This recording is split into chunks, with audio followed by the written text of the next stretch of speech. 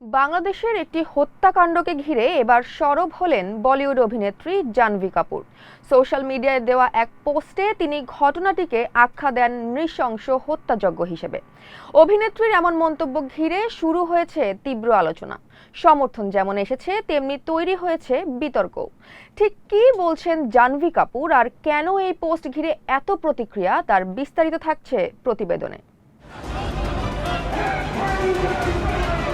সম্প্রতি বাংলাদেশের ময়মনসিংহে ২৭ বছর বয়সী এক যুবক দীপু চন্দ্র দাসের হত্যাকাণ্ডের ঘটনায় প্রতিক্রিয়া জানান বলিউড অভিনেত্রী জাহ্নবী কাপুর। এই ঘটনাকে কেন্দ্র করে তিনি তার ইনস্টাগ্রাম স্টোরিতে একটি নোট শেয়ার করেন, যা খুব অল্প সময়ের মধ্যেই সামাজিক যোগাযোগ মাধ্যমে ছড়িয়ে পড়ে। জাহ্নবী কাপুর তার পোস্টে লেখেন, বাংলাদেশে যা ঘটেছে তা বর্বরতা। যদি কেউ এই ঘটনার বিষয়ে না জেনে থাকেন, তাহলে বিষয়টি সম্পর্কে পড়তে, জানতে এবং প্রশ্ন তুলতে আহ্বান জানান তিনি। অভিনেত্রীর কথায়, এসব দেখার পরও যদি আমাদের ভেতরে কোনো ক্ষোভ না জাগে, তবে সেই নীরবতাই সমাজকে ধ্বংসের দিকে ঠেলে দেয়। তিনি আরো জোর দিয়ে বলেন, চরমপন্থা যে কোনো রূপেই হোক না কেন, তার বিরুদ্ধে স্পষ্টভাবে আওয়াজ তোলা প্রয়োজন।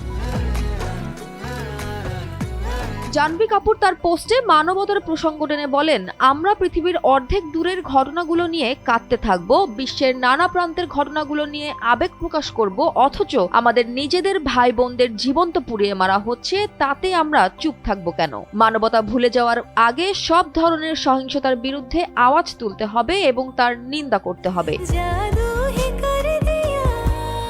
এই পোস্ট প্রকাশ্যে আসার পর সামাজিক যোগাযোগ মাধ্যমে শুরু হয় তীব্র প্রতিক্রিয়া। অনেকে আন্তর্জাতিকভাবে সংবেদনশীল একটি ইস্যুতে মুখ খোলার জন্য জাহ্নবী কাপুরের সাহসের প্রশংসা করেন, আবার কেউ কেউ এই বক্তব্যকে কেন্দ্র করে বিতর্কও তুলেছেন।